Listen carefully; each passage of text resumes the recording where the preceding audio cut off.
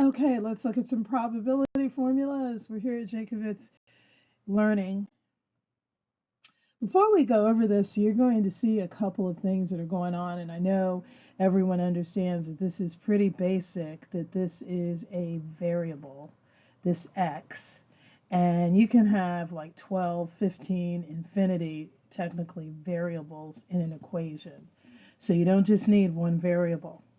Okay, and here is a constant, and here's a constant.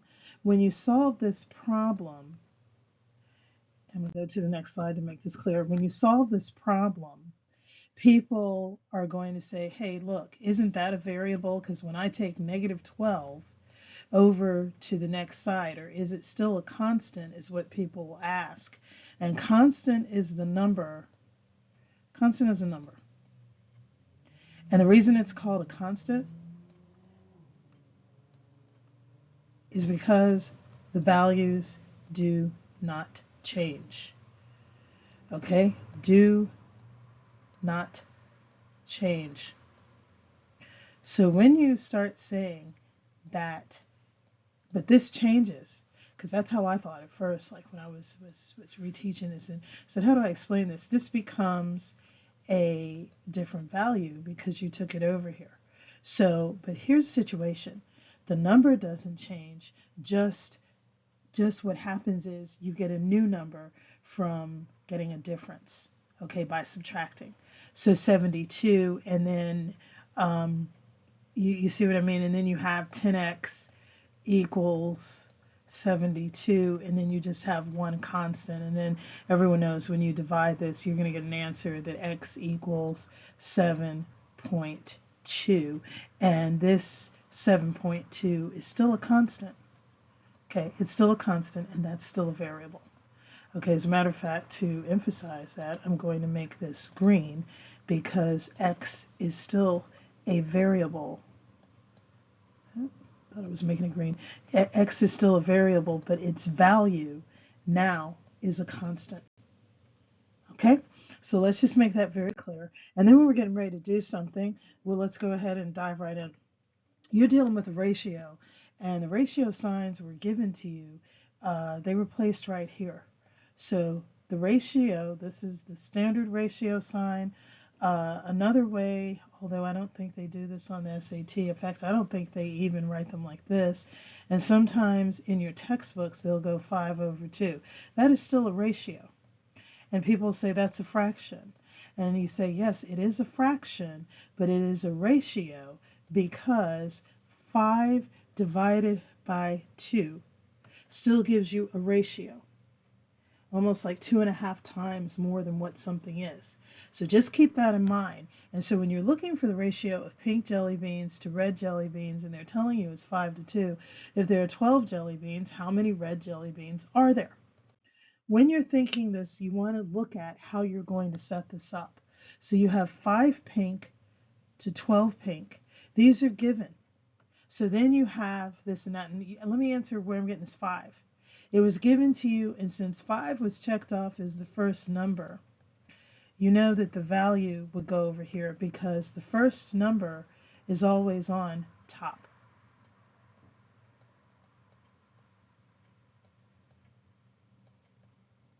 When you're getting ready to solve. Okay?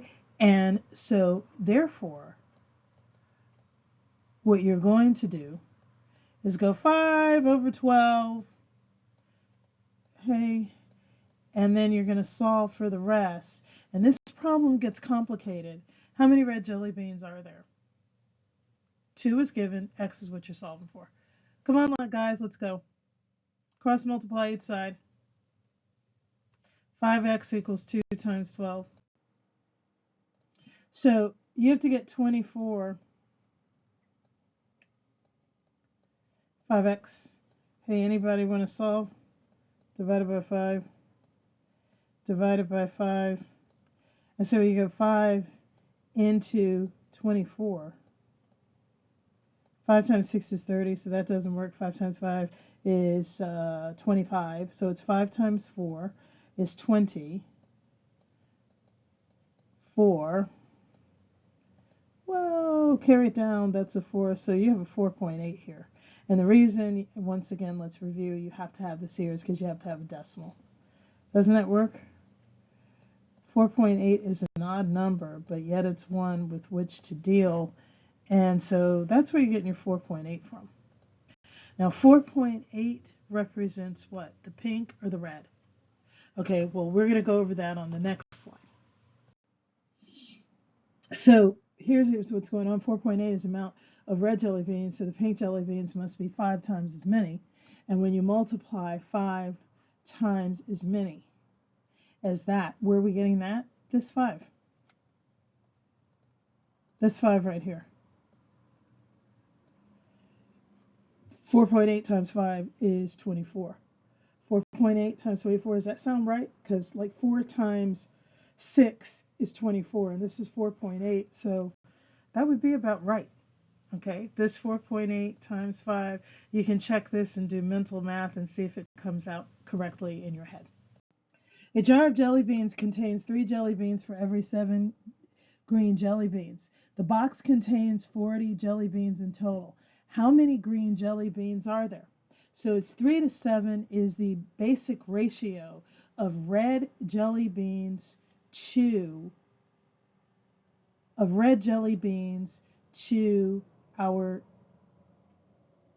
green jelly beans. Okay, so we need to though look at the fact that this was given to us, but you also need to look at what the question is asking you, because the question is asking you how many how many jelly beans are there? So 3 to 7 is the ratio, but here's the situation. The box contains 40 jelly beans, so we know that. And a lot of people will tell you part to whole, and I'm going to mention this, but here's the situation. I want people to learn how to think this through conceptually, okay, because we already know it's a part to a whole. We already know we have to do something to make it a part to a whole. So here's what's going on. There are 40 jelly beans total. How many green jelly beans are there? 3 to 7 is the ratio.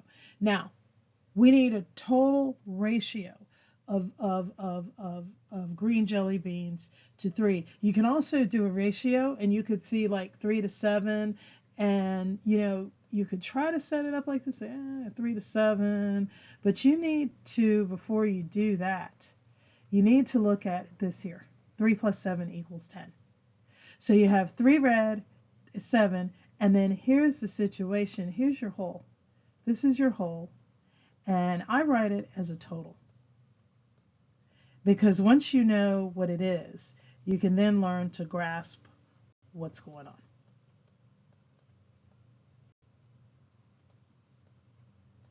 Okay. Now, 7 part to 10 total. Did you see this down here? Without reading anything else, you already know that. Why is it that way? Because we're looking for how many green jelly beans, and we know 7 is the part, but we've got to find out 7 to 40. Some people are going to already turn around and start saying, okay, well, that would be 70% of 40, or that would be whatever we can do, or maybe it's 30% of 40, but the reds would be more like the 30. So what we're going to do is go ahead and solve. You solve for what you want, and you want the greens. So you want to know greens, so you're solving for the greens. And you can solve the reds later. Okay, and so this is more of your ratio.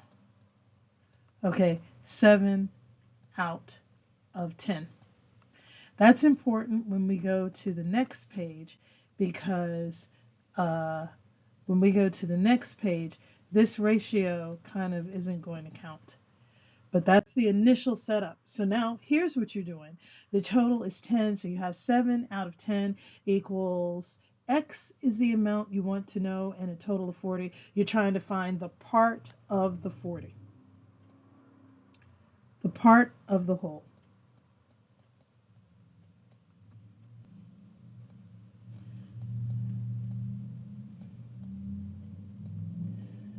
Okay?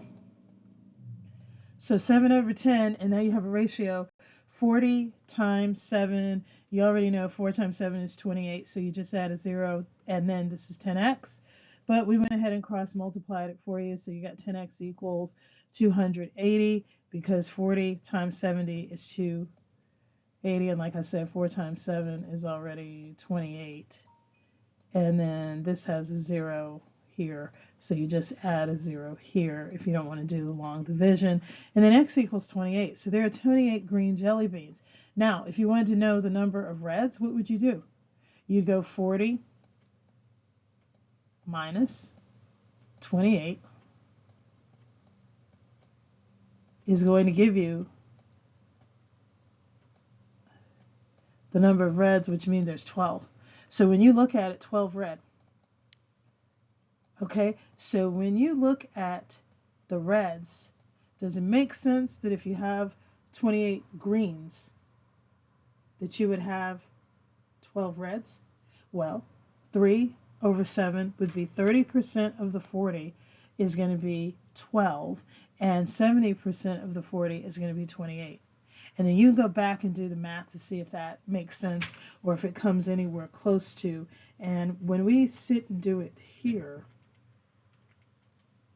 you get the same thing once you do it, because what did you do? 40 times 0.30 does equal 12. So you're just checking your math. And you could have done that in the other equation, but the reason I wanted to teach this method and make it longer than what it is because of the next problem. Okay, here's the next problem. Samantha buys 3 pairs of shoes for every 8 pairs of socks she buys each week. How many pairs of shoes will she own within 2 weeks if she buys 9 pairs of socks for the first week? And we just have to assume that's 9 pairs of socks week 1. Okay, may not be written this way, but you have to assume because they didn't tell you anything else. So this is pretty straightforward. 3, 8, x over 9 socks, and keep your ratios the same. Socks are here, shoes are here, shoes are here. Okay? 8x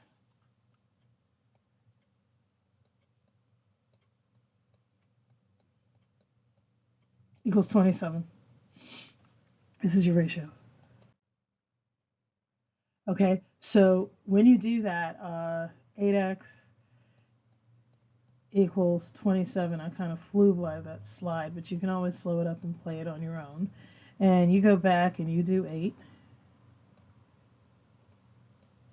And you do 8. You get x equals, yes, 3, 24. I'm saying that real loud because it's coming out. Those of you who know how I draw know I kind of draw really pretty badly. So kind of don't write very well. But here's your 3, because that's 24, because you can't do 4. And this is just a long math, done with it. Here's 6, carry my 0. That's where your 7 comes from. That's 56. And then you're going to get 60 minus 56, of course, is going to give you a 4. And then, you know, that's going to just keep going to a long 5. I'm sorry it's written like that, but it comes out to 3.375. You can do this on your own. This is week 1. Did they ask us how many pairs of socks within 2 weeks? Did you guys read this here? Like I did? 2 weeks? Okay. So now you need 2 weeks. You just double. And when you double, you get 6.75. That's 6.750, which is the same as saying 6 3/4 pairs of what we were looking for, how many pairs of shoes. It's an odd pair of shoes, but I guess somebody's going to go and, like, I don't know, cut like most of this shoe up. And then you're only going to have 6 3/4 pairs. But it's a problem, so you don't really want to take it too literally. If you have any questions, we're at the bottom, jacobitslearning@gmail.com. Thanks so much for watching.